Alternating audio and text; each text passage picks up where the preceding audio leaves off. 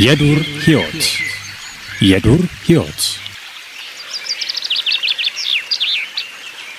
ይህ ማውንቴንስ ሚዲያ ኤንድ ኮሙኒኬሽን ከኢትዮጵያ ብሮድካስቲንግ ኮርፖሬሽን ጋር በመተባበር የሚያቀርብላችሁ ፕሮግራም ነው።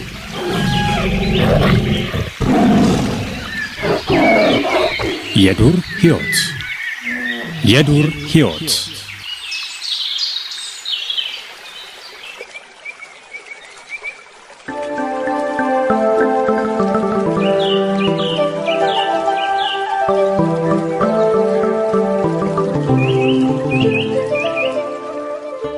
ሰላም ጤና ይስጥልን እንደምሰነበታችሁ።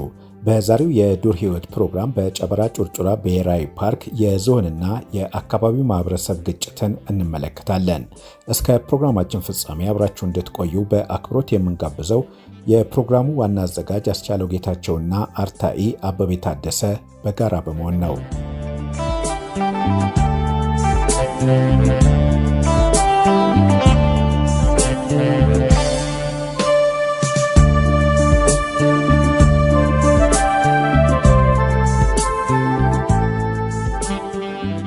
በየካቲት ወር 2012 ዓ.ም የጨበራ ጩርጩራ ብሔራዊ ፓርክ ኃላፊ ለስራ ወደ አዲስ አበባ መጥተው ስለነበር በወቅቱ እኛም ወደ ጨበራ ጩርጩራ ብሔራዊ ፓርክ የጉዞ ፕሮግራም ይዘን ስለነበር ጉዟችን ከቀድሞው የፓርኩ ኃላፊ ዶክተር አዳነ ጸጋዬ ጋር ነበር።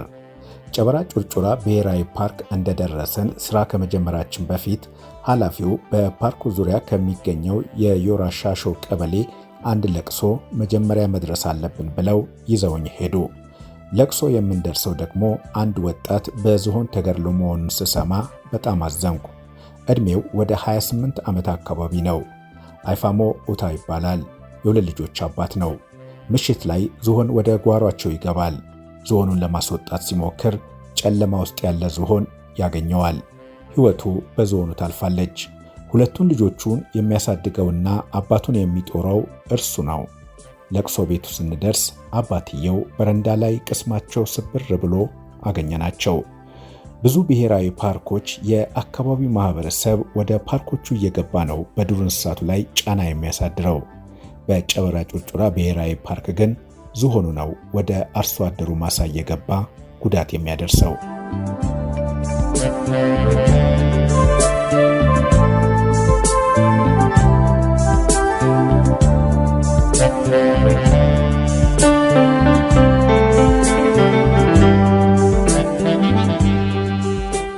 የጨበራ ጩርጩራ ብሔራዊ ፓርክ ሕይወታዊ ሀብቱና የመልክዓ ምድሩ ውበት በቱሪስቶች እንዲመረጥ አድርጎታል።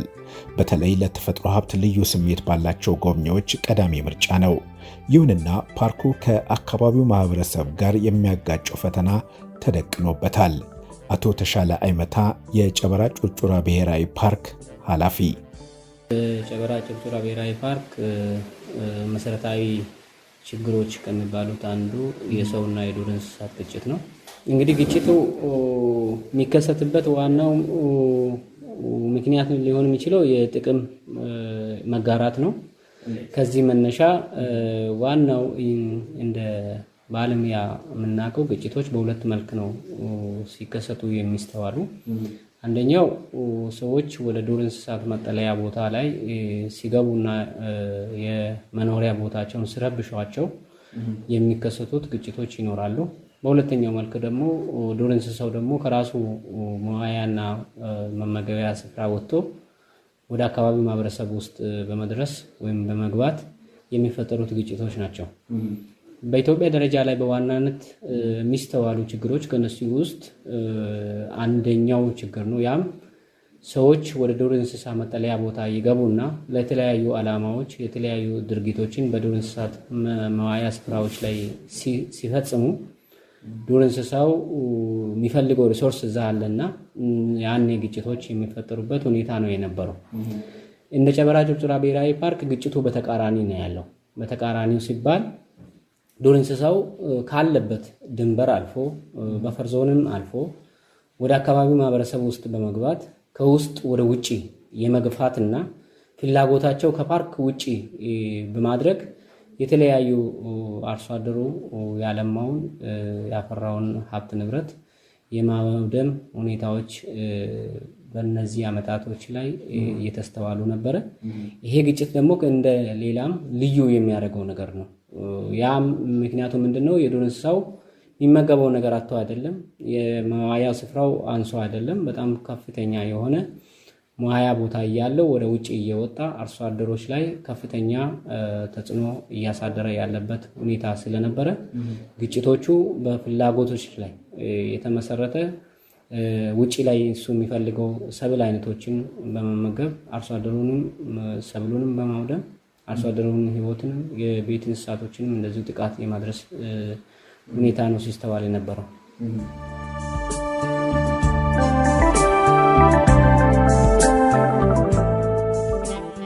የፓርኩ መሰረታዊ ችግር በሆነው የዝሆንና የማህበረሰብ ግጭት ላይ ጥናት በማድረግ ዝሆኑ በአካባቢው ማህበረሰብ ላይ የሚያሳድረውን ተጽዕኖ ለመቀነስ የሚያስችል ስራ በኢፒአይ ኤሌፋንት ፕሮቴክሽን ኢኒሺየቲቭ ድጋፍ የሙከራ ስራ መጀመሩን አስተባባሪው አቶ ኃይሉ ዘርፍ ይገልጻሉ። ኢፒአይ ወይንም ኤሌፋንት ፕሮቴክሽን ኢኒሺየቲቭ ከሚባለው በጎ አድራጊ ድርጅቱ የማጋር ድርጅትና ኢትዮጵያ ዱር እንስሳት ጥበቃ ባለስልጣን በጋራ ሆነው ጨበራ ጩርጩራ ብሔራዊ ፓርክ ውስጥ እና በዙሪያው የከፍተኛ ሰዎችና የዝሆን ግጭት ስለነበር ይህም በመረጃ የተሰበሰበ የብዙ ጊዜ ዳታ ስለነበረ ችግሩን ለመቀነስ ማስወገድ ባይቻል ለመቀነስ ምን ይደረግ በሚል ጥናት መሰረታዊ ጥናት ተደርጎ ችግሩ ሊቀነስ የሚችልባቸውን አንዳንድ ተግባራቶች እዛ በጋራ የመፈጸም ስራ ላለፉት 3-4 ዓመታት ሲከናወን ቆይቷል። እና ዋና ዓላማው ምንድነው? እንዳልኩ የሰዎችና የዝሆን ግጭት በሰዎች ህይወት ላይ፣ በቤት እንስሳት ላይ፣ በሰብሎች ላይ እንዲሁም በመኖሪያ ቤቶች፣ በመንደሮች፣ በትምህርት ቤቶች ላይ ከፍተኛ ችግር ያደርስ ስለነበረ ዝሆን ያንን ለመቀነስ ምን ይደረግ በሚል የተለያዩ ተግባራት ሲከናወኑ ቆይተዋል። ለምሳሌም የመጠበቂያ ማማ ተዘጋጅቶ ስካውቶች እዛ ላይ ሆነው ከፍተኛ ኃይል ያላቸውን ባትሪዎች በመጠቀም ዝሆኖች ሲመጡ ያን ባትሪ ሲያበሩባቸው እንዲመለሱ ይደረጋል። ሁለተኛ ሞባይሎችን በመጠቀም ህብረተሰቡን በማንቃት ቅድመ ማስጠንቀቂያ በመስጠት እንዲነቃና እንዲከላከል በማድረግ እንደዚሁም በጣም ከፍተኛ ድምጽ ያላቸው ቡቡዜላ የምንላቸው ጥሩምባ አይነት አለ። በጣም በውጭ ምንዛሬ የመጣ ነው። እሱም ያው ዝሆን ስለሚረብሸው ይመለሳል። እንደዚህ አይነት ተግባራትን ሲያከናውኑ ቆይተዋል። ከዚህ ባለፈ ከፍተኛ ስልጠናዎች ተሰጥተዋል። ለምሳሌ ህብረተሰቡ እንዴት ራሱን መጠበቅ እንዳለበት፣ የዝሆን ባህሪ ምን አይነት እንደሆነ፣ በምን ሰዓት መጠንቀቅ እንዳለበት እንዲህ አይነት ስልጠናዎች ሲሰጡ ቆይተዋል።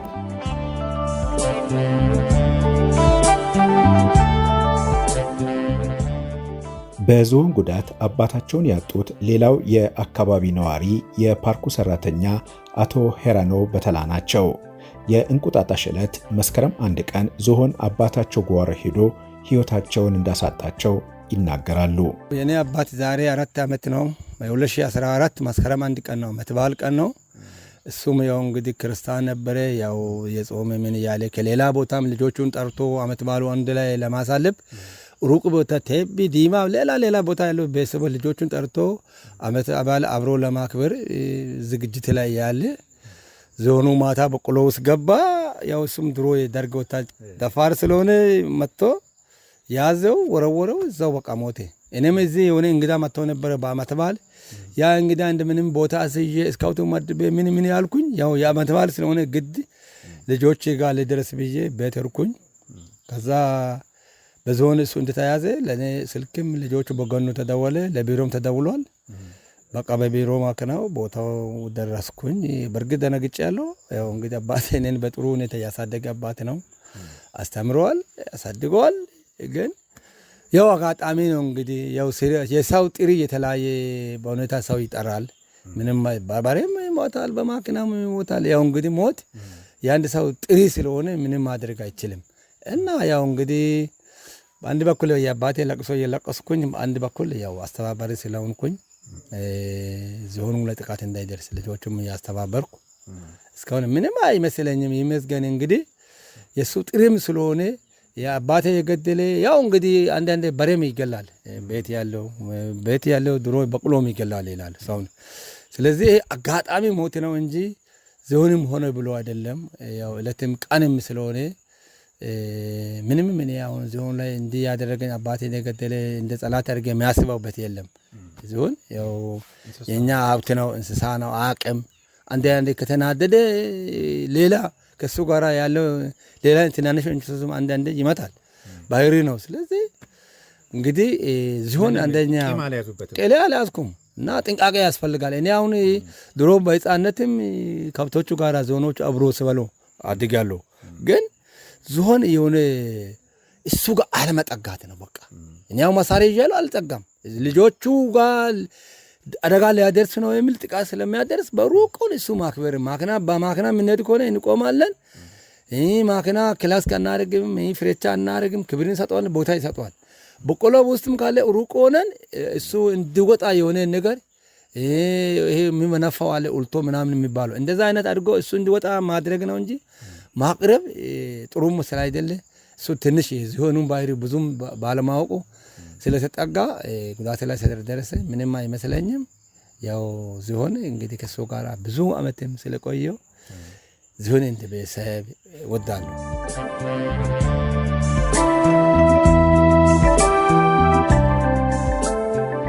ኢፒአይ የመከላከል ስራውን የጀመረው ጥናት በማድረግ ከፍተኛ ጫና ያለባቸውን ቀበሌዎች በመለየት መሆኑን አቶ ኃይሉ ይገልጻሉ። ጨበራ ጩርጩራ ብሔራዊ ፓርክ ውስጥ ካሉት ማህበረሰብ ወይም ቀበሌዎች ውስጥ በጣም ከፍተኛ ችግር የነበረባቸው ተጠንቶ ነው 3 ቀበሌዎች የተመረጡት። ሴሪ፣ ዮራና ጨበራ የሚባሉ ቀበሌዎች ናቸው። ለነዚህ 3 ማማዎች ተሰርተዋል፣ የመጠበቂያ ማማዎች። እንዲሁም ወደ 40 ባትሪዎች ተከፋፍለዋል። ከፍተኛ ፓወር ያላቸው 40 ባትሪዎች፣ 10 ሶላር ፓኔሎች እነዚህን ቻርጅ ማድረጊያ እና እንዲሁም 10 ጥሩምባዎች ደርሰዋቸዋል። አሁን ደግሞ ተጨማሪ እንደገና ተዘጋጅቶ ለመሄድ በሂደት ላይ ነው ያለው። ተጨማሪ ይሄድላቸዋል ማለት ነው። እና ስልጠናዎችም እንደዚሁ ለህብረተሰቡም ለስካውቶቹም ስፔሻሊ እነዚህ 3ቱን ቀበሌዎች ማዕከል አድርገን ነው እየሰራን ያለ ነው። አሁን በቀጣይ ደግሞ እንደገና ሌሎች ተጨማሪ 3 ቀበሌዎችን ለማስፋት በጥናት ላይ እንገኛለን። የዚህ የክትትልና ግምገማ ወይም ሞኒተሪንግ ኤንድ ኢቫሉዌሽን የሚለው ስራ ተሰርቶ ነበር ከ2 ዓመት በኋላ። እንዲያውም የመስሪያ ቤታችን ዋና ዳይሬክተር ነበሩ አንዱን ህብረተሰብ ክፍል ያነጋገሩት። አንዱን ቀበሌ በተለይ ሴሪ ላይ ከረጅም ዓመታት በኋላ ለመጀመሪያ ጊዜ ሰብላችን በዝሆን ሳይበላ ሰብስበን ጎተራ ማስገባት ችለናልና በጣም ከፍተኛ አስተዋጽኦ የተደረገልን። በተለይም ከፍተኛ ኃይል ያለው ባትሪና የመጠበቂያ ማማ ወይም ዎች ታወር የምንለው ከፍተኛ ድጋፍና አስተዋጽኦ እንዳደረገላቸው ገልጸውናል። እኛም ቀደም ሲል የተሰሩ ጥናቶች ቤዝላይን ዳታዎች ነበሩን ከፕሮጀክቱ በፊት። እነሱና አሁን ያለውን ስናነጻጽር ኦልሞስት ከግማሽ በላይ 75% የነበረው ግጭት 3ቱ ቀበሌ ላይ እንደቀነሰ ያሳያል መረጃው።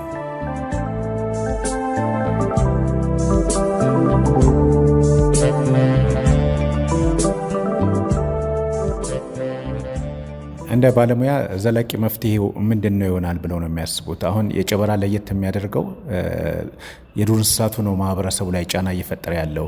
ሌሎች ፓርኮች ላይ ግን ማህበረሰቡ ነው ተፈጥሮ ሀብቱ ላይ ወይም ደግሞ የዱር እንስሳቱ ላይ ጫና እየፈጠረ ያለውና ዘላቂነት ያለው መፍትሄ ምን ሊሆን ይችላል ብለው ነው እርስዎ የሚያስቡት?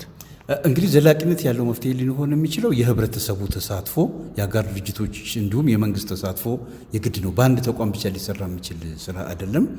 ይህ ተቋም የማስተባበር ስራ ነው የሚሰራው። እንግዲህ ህብረተሰቡ ላይ ግንዛቤ መፍጠር፣ መንግስት የተለያዩ መንግስታዊ ተቋማት እገዛ እንዲያደርጉ፣ አጋር ድርጅቶችን እገዛ እንዲያደርጉ የማድረግ ስራ ነው ወደፊት ቀጣይነትና ዘላቂነት ባለው ሁኔታ ችግሩን ሊቀርፈው የሚችለው። ስለዚህ ምንድነው እየተሰራ ያለው? አሁን ህብረተሰቡን የማንቃት ስራ፣ መንግስታዊ ተቋማትን የማስተባበር፣ አጋር ድርጅቶችን የማስተባበር ስራ ሰርቶ ችግሩን በዘላቂነት መቅረፍ ማስወገድ አይቻልም፣ ለመቀነስ ጥረት እየተደረገ ነው ያለው እና ትብብር ይጠይቃል። የሚዲያ ትብብር፣ የህብረተሰብን ትብብር እና እናንተ አይነት ሚዲያዎች ከፍተኛ አስተዋጽኦ አላቸው። የሁሉንም አካል ትብብር በማቀናጀት ችግሩን ለመቀነስ ይቻላል ብዬ አስባለሁ። እነዚህ ስራዎች ፕሮጀክቱ በምን ያህል በጀት ነው ያከናወናቸው? እንግዲህ በ3 ዓመት ውስጥ ወደ 4.8 ሚሊዮን ብር አካባቢ ነው። በጣም ትልቅ ፕሮጀክት አይደለም። ትንሽዬ ድጋፍ ነው፣ አነስ ያለ ድጋፍ ነው። እንደው ለመጀመሪያ ያህል ነው። በዛ አግባብ ነው የተሄደበት።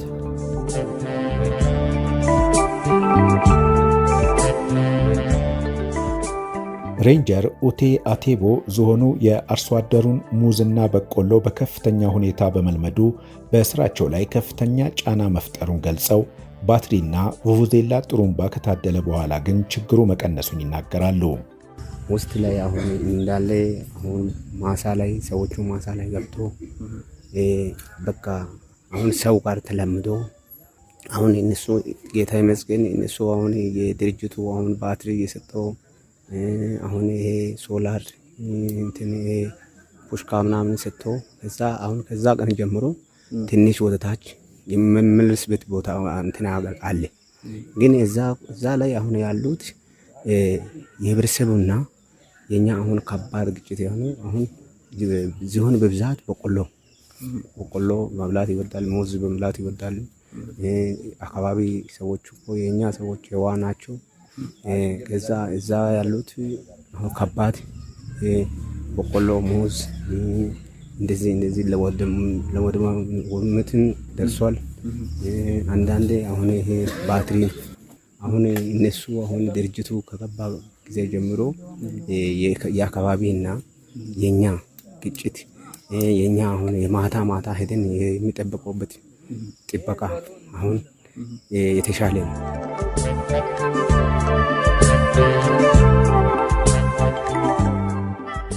ፓርኩን በቴክኖሎጂ ለማገዝ ኢፒአይ እርዝ ሬንጀር ላይ ስልጠና በመስጠት ስራቸውን በቀላሉ እንዲያከናውኑ ማገዙን አቶ ኃይሉ ተናግረዋል። ለፓርኩ ባለሙያዎችና ሬንጀሮች ወይም የፓርክ ውስጥ ጠባቂዎች ያሉ ለነሱ እርዝ ሬንጀር የሚባል አፕሊኬሽን አለ። ሞባይል አፕሊኬሽን እና ዌብ አፕሊኬሽን አለው።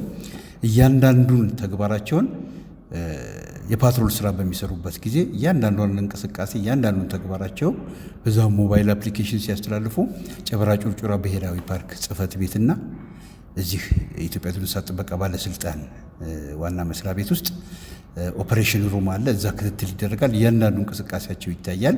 ይህም ለምንድን ነው የሚጠቅመው? ፈጣን ምላሽ ለመስጠት በቴክኖሎጂ የታገዘ የጥበቃና ቁጥጥር ስራ ለመስራት የሚያግዝ አዲስ ቴክኖሎጂ ለዱር እንስሳት ጥበቃና ልማት ተብሎ የተሰራ ቴክኖሎጂ ነው። እሱም ስልጠና ተሰጥቷቸው እሱን እየተገበሩ ያለበት ሁኔታ ነው ያለው።